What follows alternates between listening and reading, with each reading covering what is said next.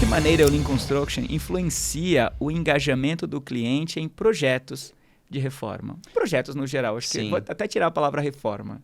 Legal. Bom, o Lean, principalmente como a gente está pensando no cliente, a gente está pensando em como a gente ter uma reforma mais limpa, mais organizada, né? Então, nas obras que eu tive e que eu envolvi a equipe nisso, o meu cliente ele entrava na obra menos desarmado. Eu acho que hoje em dia os clientes, principalmente de reforma, né, que é um dinheiro ali suado, um dinheiro que o cara às vezes investiu anos para poder construir aquele apartamento ou aquela casa, e a pessoa fica receosa de contratar uma pessoa e botar o dinheiro na mão daquela pessoa que vai fazer o sonho da vida dele. E é uma relação que às vezes dura anos, né? Esse triplex que eu fiz durou 2 anos. 2 anos. Então, assim, você cria uma relação com o cliente. Se você não, desde o princípio, não nivelar a expectativa dele e você não dá um ambiente propício para ele estar visitando, para ele ter o prazer de estar vivendo aquilo, né? Ter o máximo de uma experiência positiva, você não vai ter sucesso. Então, o Lean ele vem exatamente para alinhar esses pontos onde a gente pode... Como é que a gente pode realmente ter uma obra mais segura para criar um clima na obra mais agradável? Né? Obviamente, a gente tem os processos de planejamento, né? A gente traz umas melhorias. Então, por exemplo, eu desenvolvi algumas ferramentas que envolviam o cliente e ele podia acompanhar a obra mais de perto, né? Então, eu usava um appzinho que eu mandava para ele e ele conseguia acompanhar a obra mais de perto. E isso fazia com que ele... Nossa, que legal, tá nesse andamento e tal. Se surgir alguma dúvida, a gente deixa o canal muito aberto.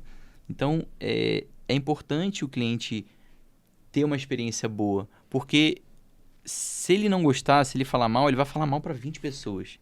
Essa palavra que você falou me toca bastante, que é a questão assim, ó, não é um projeto, não é uma reforma, é uma experiência. Quando você fala de experiência, você está falando de relação, né? Então, exemplo, você vai num restaurante, tudo bem, eu vou comer um prato, mas muitas vezes você vai viver uma experiência de um atendimento, sabe? Uma experiência de uma luz, uma experiência, na verdade, de relação. E a comida causou tudo aquilo, né? Da mesma forma que, tudo bem, a reforma, ela é só de repente, uma forma ali de construir um ambiente, um espaço que vai gerar experiência não só para aquele cara que fez o investimento naquela obra, mas também para outras gerações e, sobretudo, os amigos, né? A rede de amizade desse investidor, essa pessoa que tomou a decisão de fazer essa reforma. Exatamente. Né?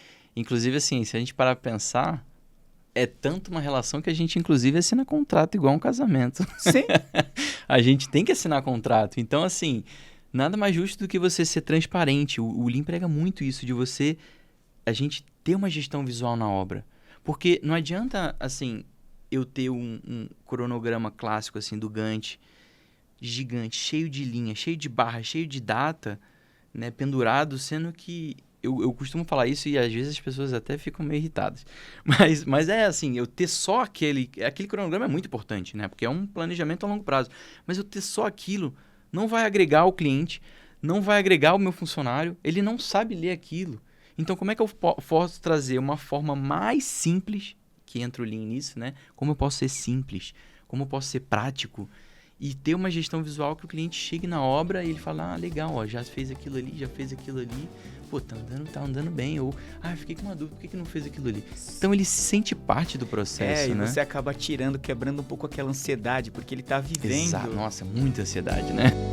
Construcast, arquitetura, engenharia.